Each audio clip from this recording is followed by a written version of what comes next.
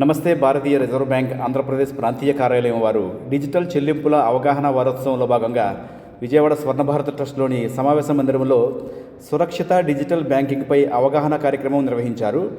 ఈ కార్యక్రమంలో reserve bank DGM శ్రీమతి Ananthi, manager Srinivas గారు, యూనియన్ బ్యాంక్ ఎల్డీఎం శ్రీమతి ప్రియాంక గారు మరియు రిజర్వ్ బ్యాంక్ ఆంధ్రప్రదేశ్ సిబ్బంది పాల్గొనడం జరిగింది.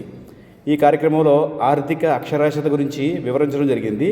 అలాగే ఈ మధ్యకాలంలో వినిపిస్తున్న డిజిటల్ అరెస్ట్ గురించి తెలియజేస్తూ అసలు డిజిటల్ అరెస్ట్ అనేది లేదని, పరిచయం లేని వారి నుండి ఎటువంటి వీడియో కాల్ వచ్చినా లిఫ్ట్ చేయకూడదని, ఫోన్ కాల్లో ఎంత బెదిరించినా భయపడనక్కర్లేదని వివరించారు.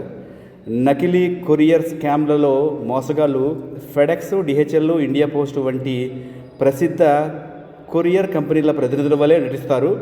మీ పేరుతో వచ్చిన పార్సిల్లో అక్రమ వస్తువులు ఉన్నాయని, కస్టమ్స్ డ్యూటీ కట్టాలని లేదా అడ్రస్ వెరిఫికేషన్ సమస్యలు ఉన్నాయని చెబుతూ కాల్స్ లేదా మెసేజ్ చేసి భయపెట్టి డబ్బులు కట్టాలని డిమాండ్ చేస్తారు.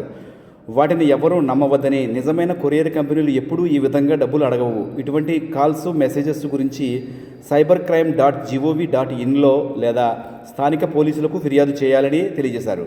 అంతేకాకుండా ఎటువంటి లోన్ యాప్లను మీ ఫోన్లో ఇన్స్టాల్ చేయకూడదని, అలా చేస్తే యాప్ వెరిఫికేషన్ సందర్భంగా పర్మిషన్లు అడుగుచూ మీ ఫోన్ మొత్తం వారి కంట్రోల్లోకి తీసుకోవడం జరుగుతుందని, ప్రజలందరూ అప్రమత్తంగా ఉండాలని తెలియజేశారు.